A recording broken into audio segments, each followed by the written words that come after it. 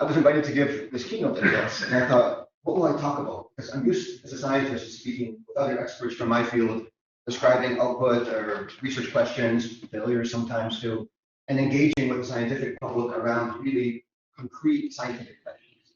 This is something different, though. I have to extrapolate a little bit further away from what the department and what the program is doing to share with you something of our open science commitment and open access approach, in the hopes that you can extrapolate something from that and maybe be inspired from it and bring it back to me and maybe create some synergy so that we can together within the confines of the university do even more.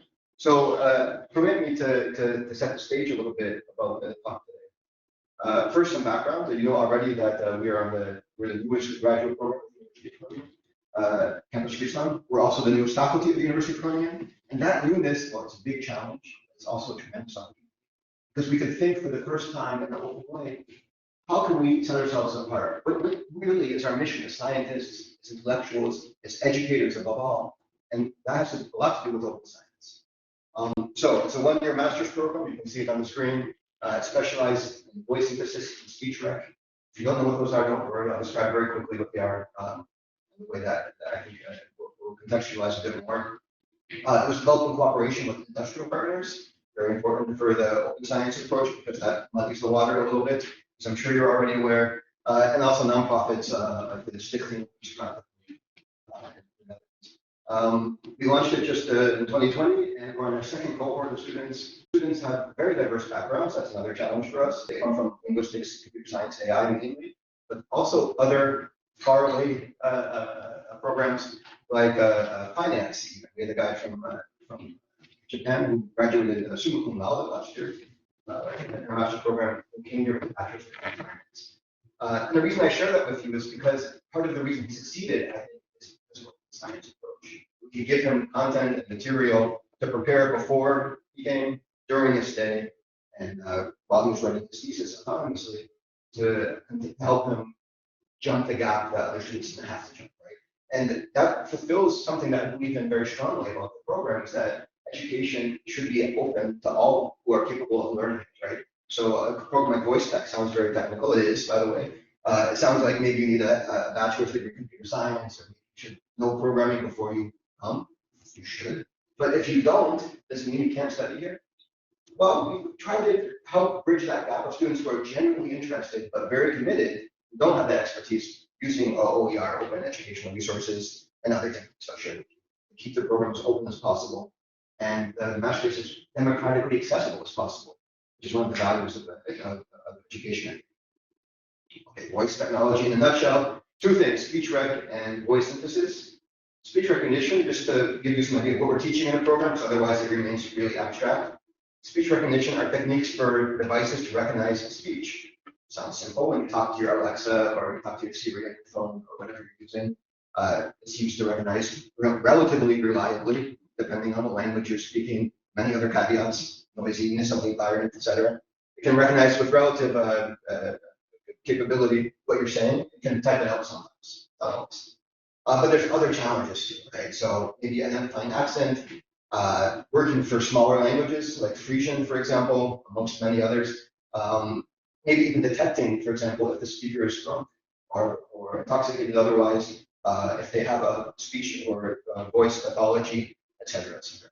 So it's a very rich and socially relevant area. Synthesis is the other pillar of the field, techniques for producing artificial voice. So you've heard synthetic voice already. I'll demo a few that we make, the students have made on our team shortly.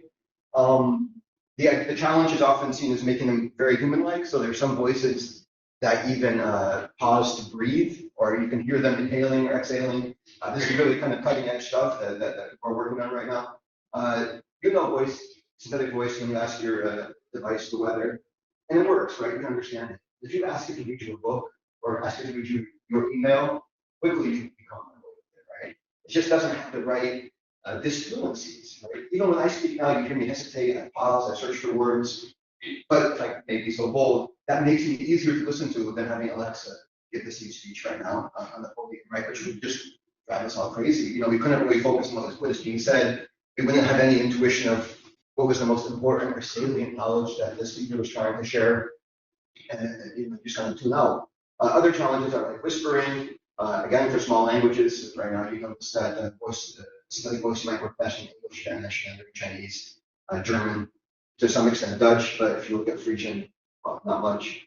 If you look at Fryslân, less. So there's a lot of advancements now that have just happened in machine learning, and that kind of fueled the impulse for the program. So now a lot of this is much less difficult to achieve than it was just a few years ago. That's the program. The team is very small. There's only 3 PhDs on the team. I'm one of them. There's 2 others, Bas and Shikar, who teach with me all of the courses. We can't take all the credit or even half. We have a great amount of PhDs who are also contributing, but we're really small, right? That also makes us a little bit more reliant than others might be on open science. We need to use those OERs, those open educational resources, to fill in some gaps even in our own expertise, right? Don't tell the students, but we're not experts in everything. So we often need to rely on other expertise to help augment our courses or help support students who might be dedicated to very specific sub-questions within the field. Right, so what's the goal of this talk? Why am I here? So the quote that was given already is, we have to explore what role open science plays in university education, and which opportunities and challenges academics visit. Question 1, let's look at it. What role does open science play in university education?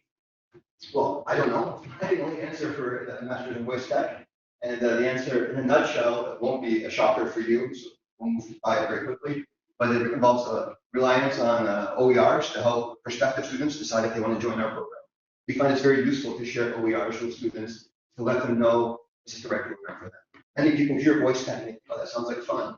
It'll be easy, or maybe it is for them. But for some, it can be very disappointing. They come from very far away. The program is not what it's cracked out to be. So we hope that OERs can help point them towards content that will be given in class. We have an open wiki in GitHub. I'll get to that in a second. That lets students kind of browse through the program a little bit, become more familiar with it. We also have training in science and access from the first term in the program. So they learn about FAIR principles, they learn about licensing, a number of other relevant factors about that are aligned with these fields to give students the intellectual preparation to make sure that they at least are aware of open science and open access resources so they can use them when they develop their final project, or not, and be informed about why they're doing what they're doing, right? Teaching is augmented with accessible course content like YouTube videos and online courses. All material for the program is open access or available from the library, but even that's only when we need to do it. Whenever we can, we go for open access material for students. And for one thing, it's part of the philosophical positioning that the program takes, and to kind of indoctrinate students in the value of a way. And for another, it's very nice to prospective students to say, hey, look, there's no textbook costs in our program, which from students coming from the US is kind of really interesting, right? Sometimes textbooks in the US can cost hundreds and hundreds of dollars, and we say simply that there's no additional costs once you're in the program. All the material that you need to learn is available to you. And further, many assignments, including the thesis, are handed in through open repositories. I'll get to that in a second. The next question posited is, what opportunities and challenges do we face? So I can tell you that the best way to answer this is scientifically. I'm a scientist. Many or all of you maybe are also scientists. So let's take a conventional scientific approach and frame it as a research question and give a hypothesis and see what we can find out from that. So the research question is, can a completely open science graduate program be beneficial for students to faculty and society? Spoiler alert, yes. I would be out of place if I said, well, actually probably not. Let's keep it closed source, but that's the end of my lecture. So yes, because, well, for reasons I think that it won't surprise anybody here, it will increase the visibility of the research and educational materials, which is just good in itself, but also nice for the faculty and for students too. It increases the use of the research and educational materials. It provides a major source of free data, so we'll get to that in a second too. And it boosts cooperation, international, national, local, and otherwise. So I contend that it's beneficial for students, faculty, and society. I don't think anything on this slide will raise any eyebrows. Maybe you even have more to add to it. But that's the kind of basic starting point. How do we do it? So one part of the methodology, we had a really nice kind of opportunity with a new program and in a new faculty is that we started from scratch, right? So we didn't inherit a lot of previous content or slides or elderly professors with their own ideas. We were a fresh program on the scene. And so from the very start, we wanted to make it science. We had a lot of discussions about it. And of course, we recognized that there would be challenges, but the entire development team for the master's program, together with the faculty, was very progressive on that case. So it was more or less an easy decision for us. We decided also to include with our thesis project, so you don't just hand in a lengthy PDF file, but also a code that runs, that shows something of your thesis, that demonstrates that you're able to code something, and that that's open access and usable by others with a nice README file. We integrate, as I said before, our science values into the course content from day one. We make use of tools that are available here, so thank you very much to the university for providing so many tools. It is only one here because I didn't mention it yet, the thesis output, which is published online. And we enhance that with repositories like GitHub, and we'll look into the Open Science Foundation here. Okay, so what does that mean? All student projects output is available online. Many courses are described online, and we have a lot of work to do. It's not easy. This is more or less unplanned presentation, right? So I think that the nicer thing to do is kind of share with you some examples of how it looks, give you an idea of what our students and what our team does, and maybe this can also be a part of the take-home message for you. So one is that we have a Github Wiki. In case you don't know, GitHub is an online cloud-based repository. Basically, if you've used Wikipedia, you know what a wiki is. This is also extendable, but by staff, not by students. It's complicated. We used it and also GitHub in many courses for voice-like assignments for projects. So students hand in their code through GitHub, and it has this nice function. So I suppose nobody can read this. I also don't have glasses. I can barely read it, and I'm on the slide right now. What we have right now is all the courses that are in the program with clickable, editable links that can give more input into what is taught in what unit. They're kind of like online interactive syllabi. The next one is here's a series of events in the wiki that you can click on. There's upcoming events with Mozilla, for example, right now. There's a contributor-thon. That was before, now there's another one coming up. And different conferences, which are even internal conferences, to which our students contribute. And critically, I think what's interesting, if I can say so myself directly, is that we even have it from the year before. So students who are in the program now can see what was presented by students last year, maybe even build on it. They can also access that same code that their previous students used, issue cited correctly, obviously, and build on it. And that's kind of creating a culture of intellectual continuity, I hope. And then other links, right? So this is more or less like a mini wiki for the program. We share this, by the way, with prospective students too. So if you're interested in the program, you're not quite sure if it's for you, especially if you're applying from far away, you can't visit the faculty very easily. Check out go through it, look at the videos we have up there, look at the content that's available, go through a few syllabi, write an instructor if you're there, and determine if that's a nice fit. That's part of our approach too. We also are committed to working with partners outside of our faculty and outside of our university.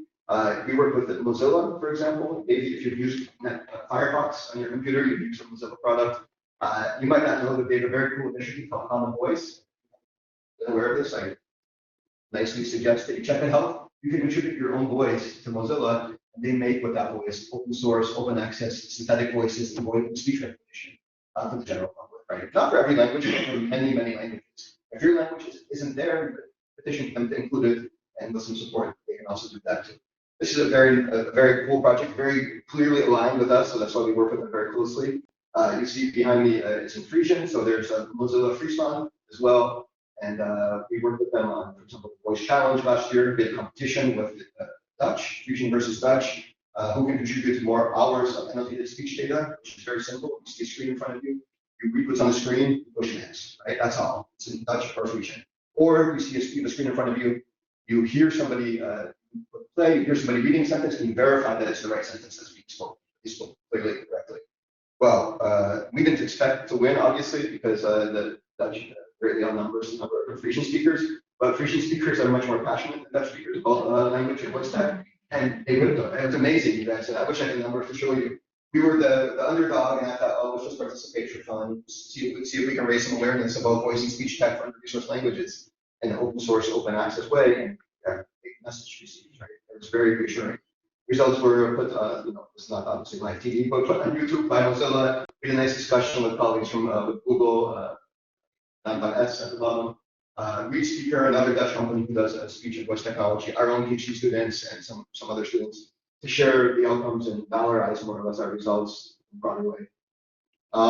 Recently, we had a common voice challenge again, so we invited our voice tech students to contribute any under-resourced language.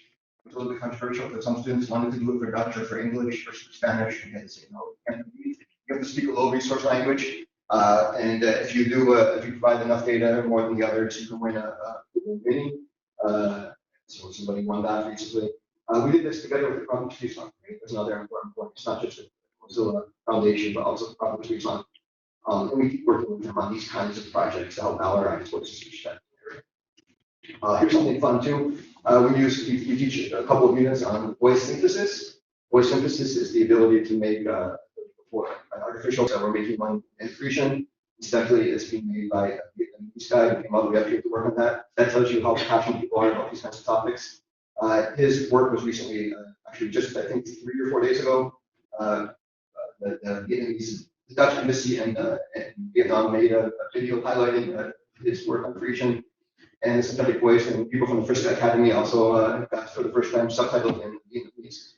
And I share with this again to share with you because it's open science, right? Like his voice is freely accessible. Everybody wants to use it without, there's a license for it. The whole philosophy is to disseminate this further. And it's very rewarding. If you want to see the video, by the way, on this QR code on our business this video later on. These slides will be available later too. And now, if I can, I'm curious if this works because this is not my computer. I want to make a demo of it. Does anybody here write for Fryslan? Would you like to try it out by writing one sentence in Fryslan? While he's doing that, so come here and no pressure.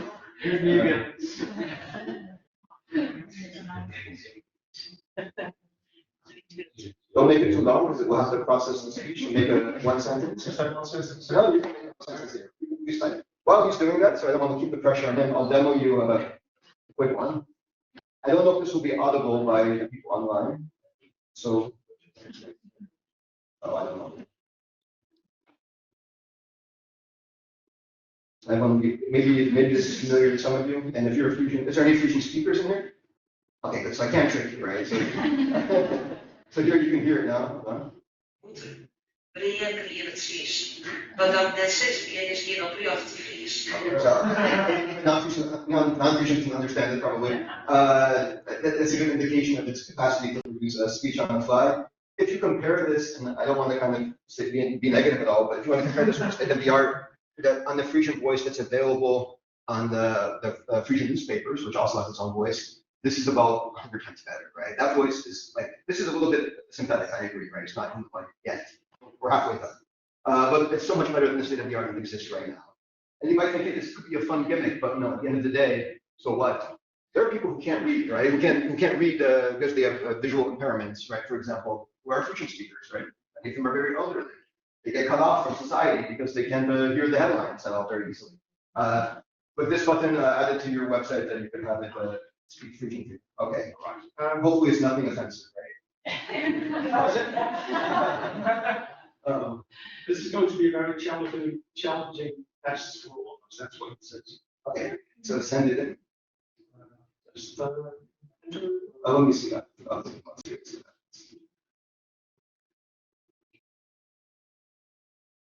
Yeah, now we're just in the process. Yes, now let's see what happens. Dit wordt een 10 gedaan test voor uw sollier. Pretty good. Yeah. You don't hear that and think, oh, who's there? It's a human being. But you think that robot is somewhat convincing. So that's a good example. Thank you very much, by the way. I'm glad that there was some people. Otherwise, you might think I'm tricky by pre-running some. Speaking of clock, so this is a project made by our students. This is clock 1A. So just to set the stage, some students come here with no idea of anything but the fundamentals of academic experience, and they, within the first term, are making a speaking clock. They can add all kinds of features to it, and they love to play with different aspects. We grade them on creativity too. So here's just one example. I hope, again, that people online can hear it. This one speaks in Dutch and Farsi. Het is al bij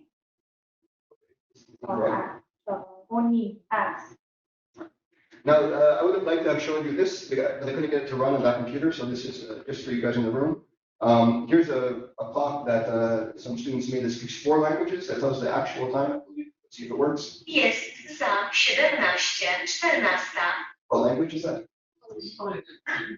Okay, sorry. Oh, this one's easier. Il est 13h43. Not even worth asking, right? Now it gets difficult. Este ora 14 fără 17 minute. Yeah, good. Give that woman a prize. And finally, for the grand prize.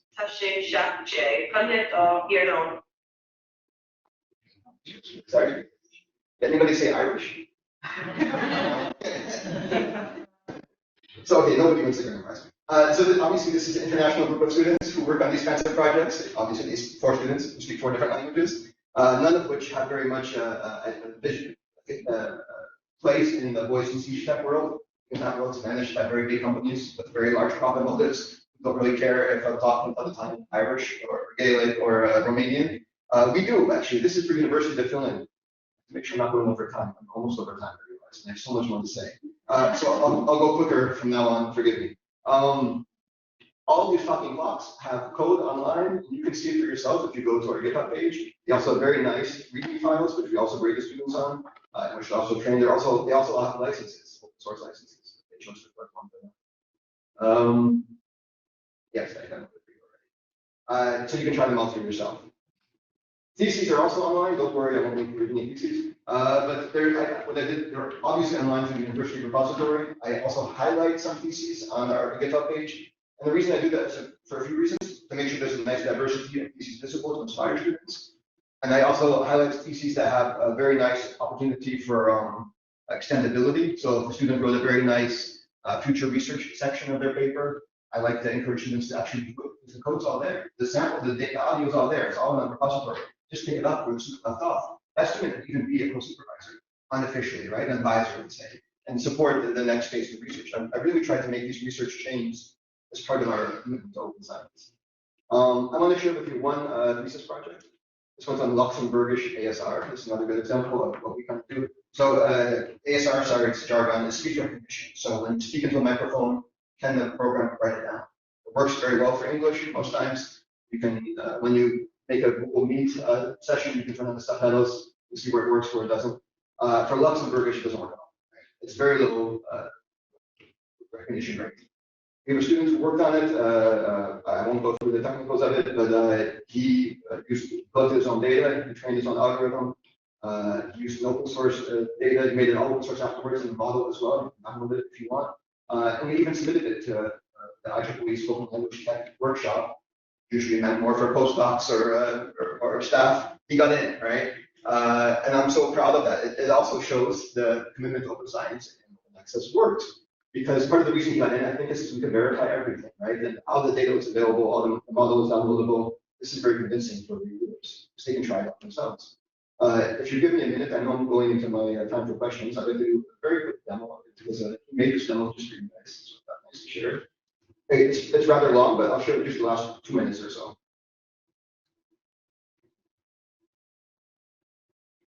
So here is the audio that we submit with the transcription that was generated by the model. And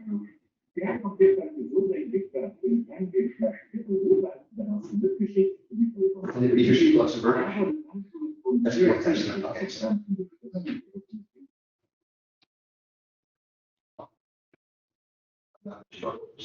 Okay, the spoiler, he does it accurately, right? So even that low quality kind of muffled audio file was recognized with near complete accuracy by his algorithm. Any corrections were kind of easily done. Oh. Google Chrome, you guys. Yeah, this is why I use that. Okay. What should we do? What do you guys got? Slow close it or wait for it? I'm almost done anyway, so. Are you going to present from that screen still? This is only for the people at home. But people at home can at least follow along? Yes. Yeah, and then you guys they'll have to use their imaginations. But Sorry? we can have 5 minutes. Okay. Okay. So can I be the guy who's like, next slide? Yes. There's a QR code, but these slides are all available online if you want to see them. You'll have missed them if you go here. You can see my beautiful slide making skills. You really have the disadvantage now because you miss all this white text on black slides. Next one. Okay, what are our conclusions? Next slide. Wonderful. That's a white box. Yeah, our conclusions. That's revisiting the research question. So, what are the challenges for academics and helping it work? Next slide. So my conclusion is more research is necessary. I'm sorry, guys. I'm an academic. Every paper kind of ends the same, but it's true. More research is necessary. That said, I think we're on the right path, and I hope that convinced you too that open science, although it can be very challenging, and I'll share some challenges maybe later on, it can also have really nice impact, and the enthusiasm we see from our students, the quality of the stuff that they deliver, and the way they can get inspired through open science, I think is nice. Next one. Okay, now I have some small and big ideas, and maybe this can also, I can run through them very quickly if you can with me. We want to examine open educational resources. I know the University of Groningen has some, but there's a lot more than as listed there, and I want to look at what's available. I want to also consider integrating activities like class reviews with preprints. So, for example, using peer community and I want to use tools to help thesis research, so people don't just start writing and collecting data ex nihilo, but maybe start using Research Equals or Octopus or even OSF to kind of provide some kind of replicability and work trail of what they did. Not because we don't trust them, obviously, but it's a nice way for them to be accountable to themselves too, and to make the research process more transparent. I want to continue to keep them engaged in OS values and mindful of the fact that OS presents a complex power dynamic, right? And maybe one that, at least in my field, we don't talk about that much. The OER creators are valued differently than the people who write textbooks, right? It can't be otherwise, it feels, but maybe we can start to somehow at least talk about that discrepancy a little bit in our fields and think about how we can address that and reward OER creators, not necessarily financially, but with citations or in other ways to make sure that their work is valorized appropriately. And I want to explore other open source repositories. Next slide. Those are the small ideas. Big ideas. I want to make a lot more of our content actually open access. Now you can browse syllabi, you can see some snippets of lectures and stuff, but I'd like to have maybe much more content fully and completely online. We just don't have time to do it. I know that the University of Groningen offers support for that, but we're a small team, so it'll take us time to get there. One other easy low-hanging fruit is guest lectures. We have lots of guest lecturers from industry. We often have them come back and give another lecture again. Those are very similar lectures. Why not just record them and put them on a repository, let students in the flipped classroom or as an assignment at home watch them and come in to discuss with the lecturer again a little bit more deeply about the content. Github Wiki continues. We want to. I feel like it's a useful tool for our students and for newcomers, but it'd be interesting to look at what the university could do to make such a wiki available, right? So allow us to upload course content and provide links and resources to students in a wiki format, which is I think very accessible. But right, there's nothing at university, so I have to use GitHub, which is a private company. Okay, next slide. Then I'm finishing. Okay, I won't even mention this because it's too much. The Voice Tech Voice database, we're working on this with colleagues at the University of Groningen to have all of our stimuli off of Google Cloud and on a university database. Next slide. And just a wild idea, maybe, because there's already a few of them out there. We talked about open access, we talked about open science. We're not talking yet about open source. And maybe you tell me that's too much, and probably you're right, but I can't help but dream big a little bit. We're a Google-fied university, which has a lot of benefits, right? The Google Calendar's great. You can see how little time I have very easily. But what I miss a little bit is I feel like we're getting a little bit Google-fied, and I believe that there's some underlying philosophical continuity between open access, open science, open source. But okay, I accept one step at a time. And then finally, collaboration with other programs and teams. So something I said triggers you or piques your interest. Well, you can tell a little bit about me already. And if you don't know me, let's work together on it. Let's see what we can achieve. Maybe we can pool resources. There's a lot of OER resources we can both use, but maybe we can do some together. For example, just one easy low-hanging fruit. I told you we teach the FAIR principles and open access licensing rules in our introductory course. I think there's already OERs about that. Maybe that's something that we can work on together as well. Next slide. That's it. Next slide again. Thank you very much. That's it. I'm sorry.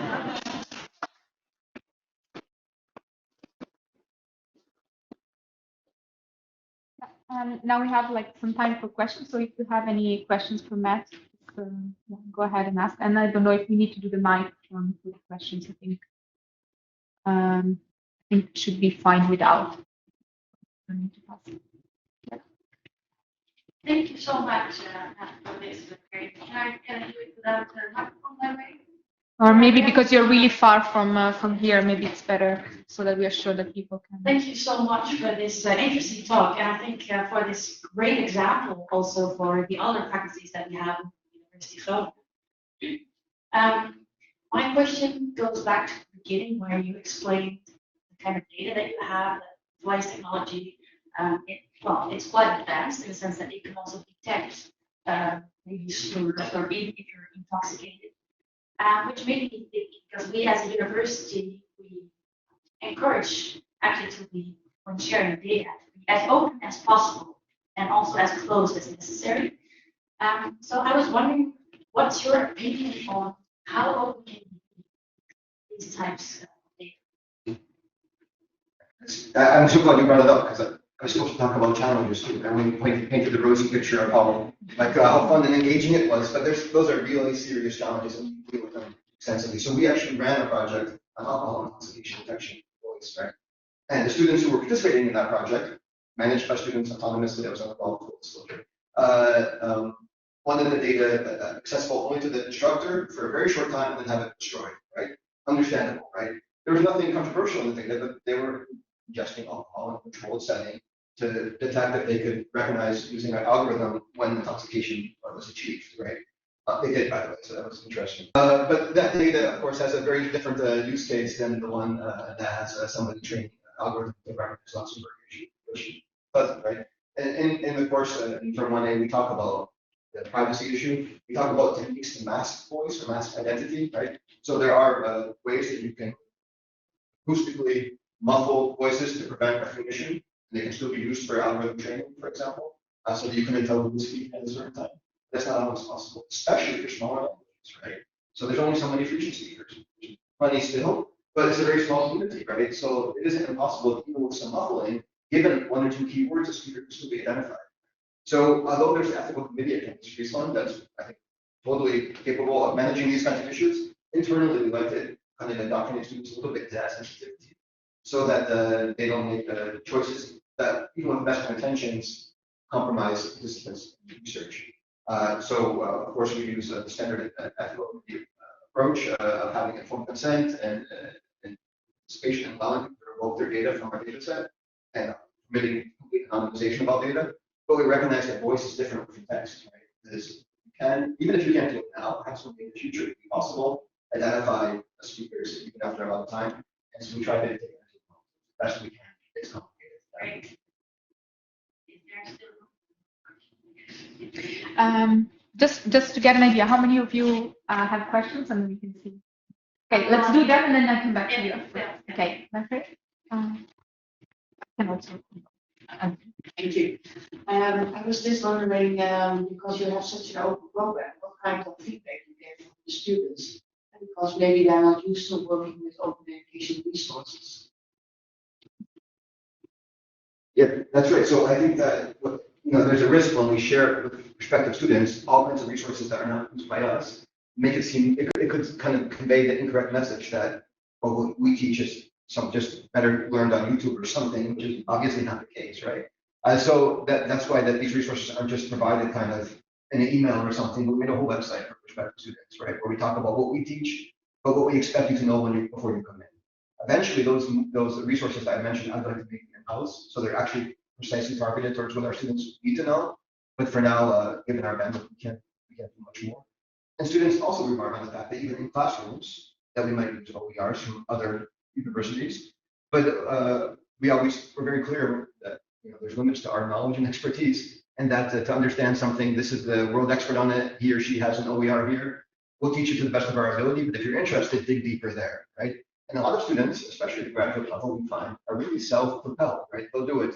So I think that it works, but it does take some explanation to make sure that they understand the motivation, why we're doing it, and how it works in the program. If I can say one more thing too, we did have some challenges with students who didn't want to make their thesis research open, right? Because they were working with a private company, or because they wanted to make a company afterwards. And I'm not so dogmatic, and nobody in the program necessarily say no, you have to leave or you cannot defend now. But that's the exception rather than the rule. So they have to explain why. We ask exactly what cannot be shared. We don't just accept nothing. So if there's an embargo, fine. If it's a permanent embargo, also fine. But it has to be very targeted and it has to be very motivated. And the goal is not to torture the student to make everything open, but to really explore what is proprietary about this, right? Because after all, the university has an obligation, I think, or at least our program believes that we have an obligation to make everything available and transparent. And if it's not possible with a certain thesis, we should have clear documentation as to why and how far we can go, but no further, so that there's some transparency there. I believe there was a question there.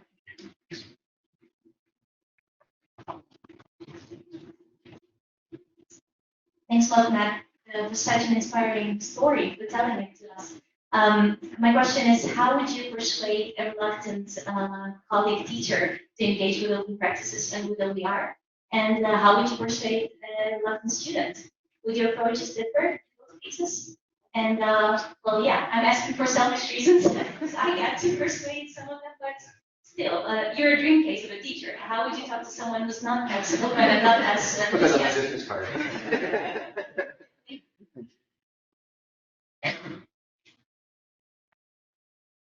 Yeah, so our teachers, I think some of them have the intention, the best of intentions to kind of keep everything their own in-house, right? They want to control everything from the learning trajectory. But what I say to those teachers, and I know some, is that they're misusing their time. That the time that they invest in teaching content that's already available through OER is time that they could use using new content for other OERs, right? Which I think a very pragmatic approach. And if they say, well, there's no other OERs they need to make, I think great. You can focus on the final exams. You can help the students better. Like it's about time management. We academics know that we were paid by the hour very, very wealthy, right? So I always compel as strongly as I can my team, my staff, to preserve their time, guard it very carefully, because if you don't, students will just, and administrators and academics will just take it from you, right? This is one way to help you guard your time, saying this content is complete. That's another reason we didn't talk about flipped classroom. That's another reason we're big proponent of flipped classroom in the voice tech master's program. It's because I say just do it once, do it right once, and you're done, right? Take a break, at least for a couple of years, you can refresh it every once in a while. But I really want to lighten their teaching load, because no actual teaching load is actually reflected in the amount of hours the teacher puts in, right? No, I think it's like 1 per class or something. It's just 1 FTE. It's not realistic, right? We all know that. This is a way to get that time back. So I really think it's a win-win. I do struggle with those teachers like to say, no, the best I can do is try to help them help themselves, right? As for students, I haven't really met students who are really opposed to open access or open science as a matter of principle. So I don't have the answer for you there. Just the ones who have very good reason, I think, sometimes to reject it. Or some ambitious students think, oh, one day I'll make a company out of this. That's a little bit, I don't want to crush their hopes, but they say, yeah, I want to make it, this will all be private, or I'm going to give this very strict license to them only. And we try to intervene, but at the end of the day, it's up to the student, right? And who am I to say it's the wrong license? I a couple times step in and try to gently persuade a student to take a different license on data that I never believed could actually become valuable to anybody, just for the sake of transparency. So this individual refused nicely. It was all very academic and correct. Okay, that's the best I could do. I have to respect the different opinions and leave them alone. Other questions? There I had another one, but I didn't have time, so there's no rush. We have 15 minutes. Thank you. I had a question about not so much about teaching, but more about research, because I mean, academia is kind of a competitive world, and I can imagine that as academics, you might be worried that if you share all of your data and all of your research and the whole process, then someone else will run away with your ideas, or do the follow-up research that you really wanted to do. So how do you kind of balance the open science idea, but also having to function in such a competitive world? Thank you for that question. And I think thankfully very few people are trying to make a Fryslan synthetic voice. No, but seriously, there is work, of course, in synthetic voice synthesis for under resource languages, or voice synthesis for individuals. People who want to replicate their own voice because they have, for example, throat cancer or something like that. So there is some kind of intellectual competition there. And I'm not such a open source advocate. I say, oh, from the very start, everything must be constantly published, or you're in violation of my team's working. We can strategically make this stuff available with publication, right? Because the voice synthesis of Fryslan that you just heard, that code is not online. There's an earlier version, but as it gets better, we wait until we get it published first, then we make it available with the publication in an open access way.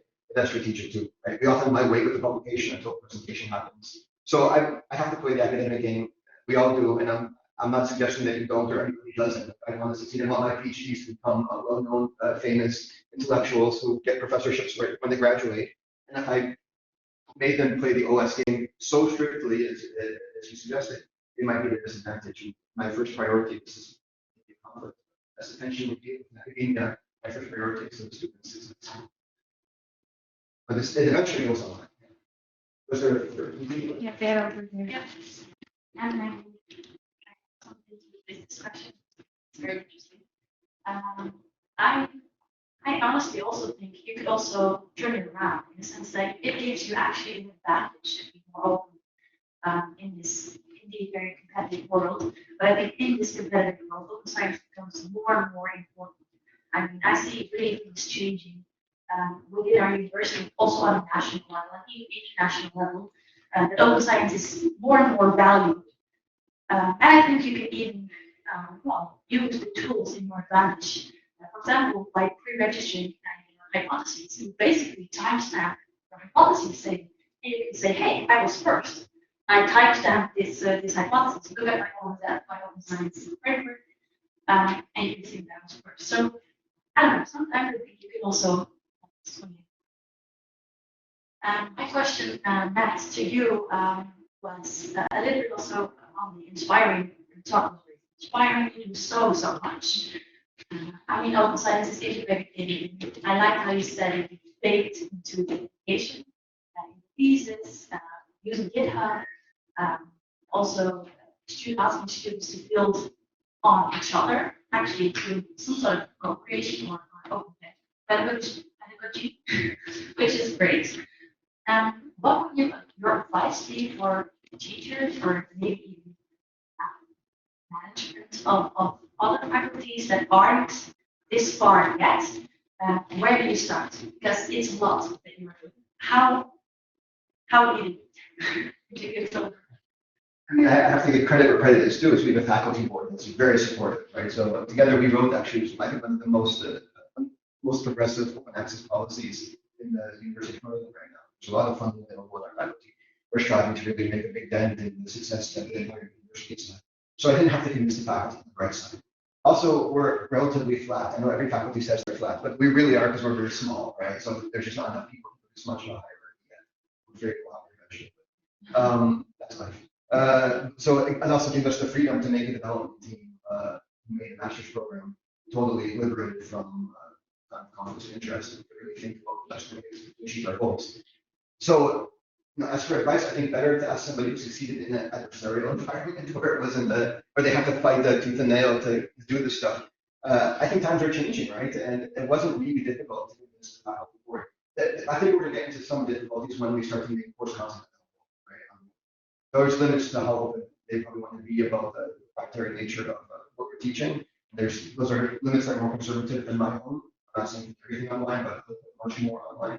Students. In fact, I could argue if you could get the degree without ever coming to class, something's wrong with the degree program. So it's not just the content; it's the actual activity in the university itself. That's really the added value of paying the tuition fee. That will take some convincing, I think.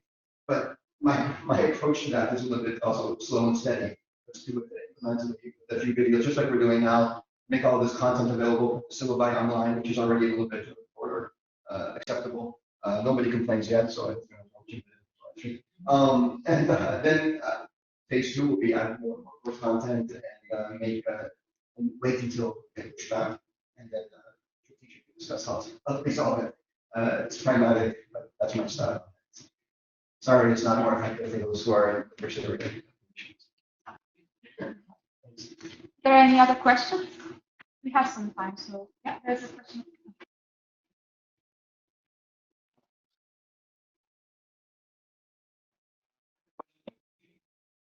Well, I'm curious because you frame your program as sort of like a test case for open science.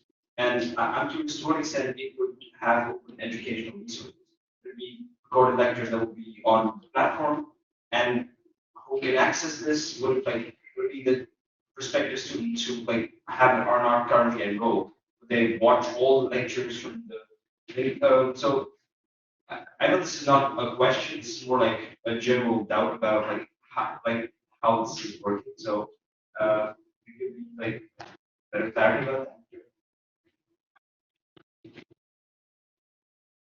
At every conference, there's like a contractual obligation that somebody has to say, this is less of a question than a comment, right? So thank you for waiting for that. No, it's a very serious, it's a very important one, and I'm really grateful for that. I began to answer a little bit on that. I responded to you that look, I don't think we should put every single course, every single lecture online available for free to anybody who wants to pop in, because and also the teachers probably also wouldn't like that as well, right? And I think that would also give me some pushback. But what could be available for sure are, for example, a few introductory lectures from every course, so that prospective students get a feel of what they're going to learn. Doesn't have to be the entire lecture either. You can also narrow that down if the instructor doesn't want that. Guest lectures, when appropriate, and if they agree, I'd like to also make those available, because that's not proprietary content, but into education, but more public knowledge and dissemination, which is kind of the key role of the university. Content like the talking clock, you might wonder, well, who wants that? But perhaps some students who are interested in this topic might be unable to come here and would like to still play with the content or engage with other students working on it, use their code. So I like those code bases, again, are already online and freely available. And other similar assignments, we don't just do the talking clock, we do a few other kind of big deliverables for every term, where students kind of deliver interactive, engaging assignments that are on GitHub. And of course, the Github Wiki itself, with all of its links and information available. I think if you can read it and you like it and you can come, it will help you to join our program. If you read it online, like it, and can't come, it will still point you towards resources to learn what you want to on your own. Yeah, so that's kind of the long-winded answer to say I think we have to find a middle ground. I'm not saying that everything that we make in the program will go online 100% as is, but I think you can make a few targeted boosts to each course, 1 or 2 targeted boosts to each course that can be available for as a flipped classroom utility for teachers and can be a nice aspect for prospective students. Does that answer your question, or do you still have some doubts? I have another one.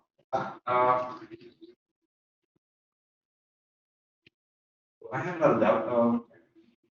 Where will this be? In the sense, are you planning to create a separate platform where all of these introductory lectures and videos will be, or will it be integrated into an existing platform like edX or something? Will you explore to create a platform wherever you have these things, or external? In general, I'm opposed to reinventing the wheel all the time. The Growth has a platform for OER. There hosts already a few OER resources, so we develop ours there. I don't want to put everything on GitHub or on my personal webpage or on somebody else's webpage. I think that the university could develop some more infrastructure. For example, I proposed the wiki infrastructure at university to help share as much as you want to, of course. But right now, it's not there. So for that, I have to rely on GitHub. But for the OER content, there's already this resource for sure. You're still doubtful, but good. That's a good sign. Yeah, I can do that.